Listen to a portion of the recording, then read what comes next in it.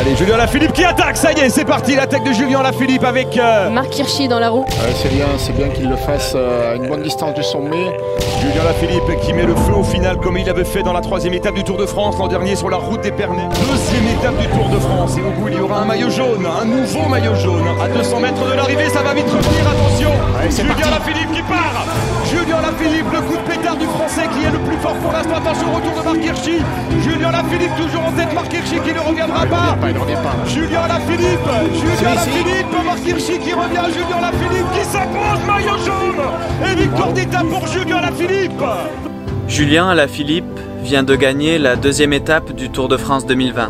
Et à travers cette victoire, il nous laisse une vraie leçon de vie.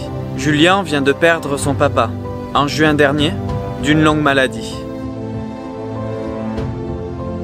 Quelle finale! Il y a sûrement une pensée pour son papa qui est décédé cette année. On aurait pu croire qu'après cet événement douloureux, Julien ne soit pas à son meilleur niveau pour l'édition 2020 du Tour de France.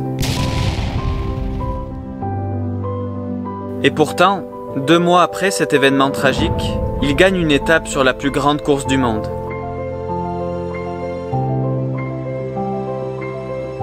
Qu'est-ce que ça signifie?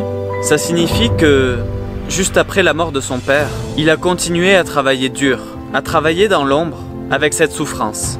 Et ça doit pas être facile de se lever tous les jours à 5 h du matin pour aller s'entraîner pendant 6 heures, parfois 7 heures, juste après un tel événement.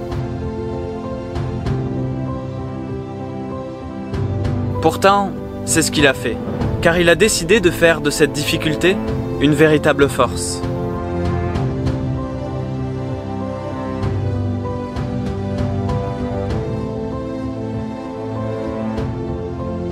Il était au plus bas, mais il a compris que s'il arrivait à surmonter cette difficulté, il serait bien plus haut qu'il ne l'a jamais été.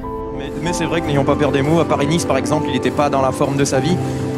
Il n'avait pas gagné depuis près d'1 an, voire plus d'1 an. Et c'est une leçon pour tous. Se mettre en tête que les épreuves, c'est le mal, c'est oublier ce qui nous forge. Julien nous apprend ici que même si tu rencontres des difficultés, des obstacles, tu dois continuer à avancer, à faire ton maximum pour devenir la meilleure version de toi-même. Et ça commence maintenant, à l'abri des regards. C'est dur, c'est une bataille difficile, c'est le chemin le moins fréquenté, mais c'est celui des champions.